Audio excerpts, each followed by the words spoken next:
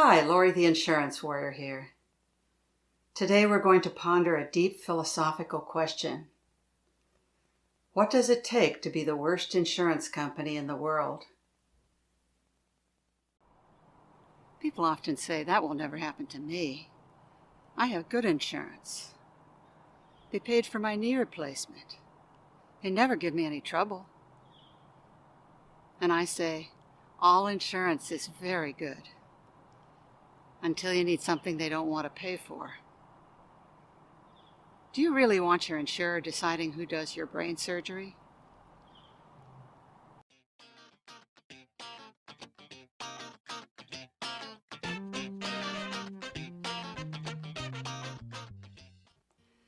There are two measures for how bad an insurance company is: how mean they are and how absurd they are.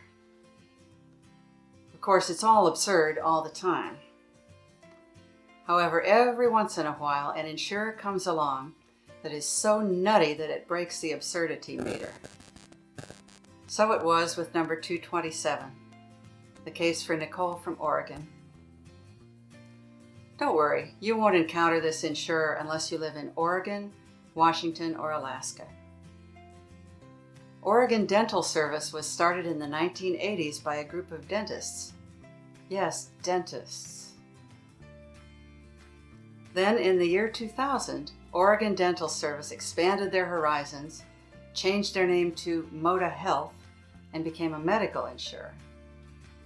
From my experience, they haven't quite learned how to do it yet. Nicole has an insurance plan with no out-of-network coverage. She needs to get out-of-network to Dr. Baumgartner in San Diego for her complex cancer surgery.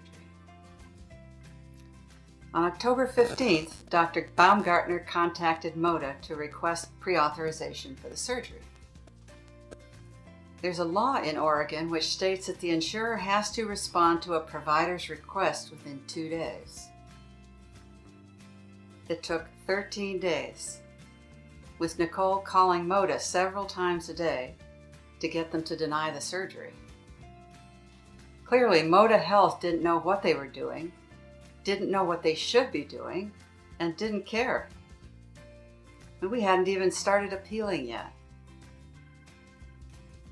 On Sunday, we sent out the usual 20 copies of the appeal. We immediately got a rather frosty reply from the Director of Appeals. All communications about this matter will be in writing. Oh, really? Forbidding us to call the executives? I don't think so. Then they all went on voicemail. They denied it again. Then a few hours later, they told us that they were working on it. The medical director has denied it. It's going back to the medical management department. Medical management is sending it back to the medical director.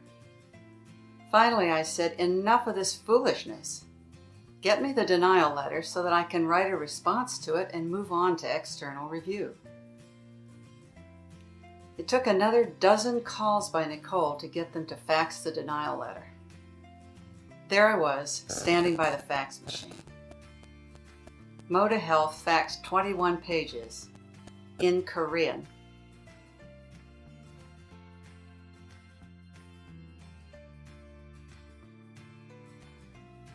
When I finally got the letter in English, I stayed up late, wrote a response, and put together the package for external review.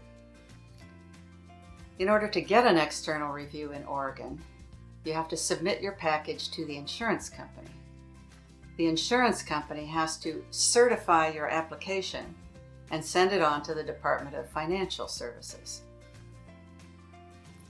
So, one more round with Moda Health. We emailed the 60-page application to the official email address. The next morning, I had Nicole call Moda. Guess what?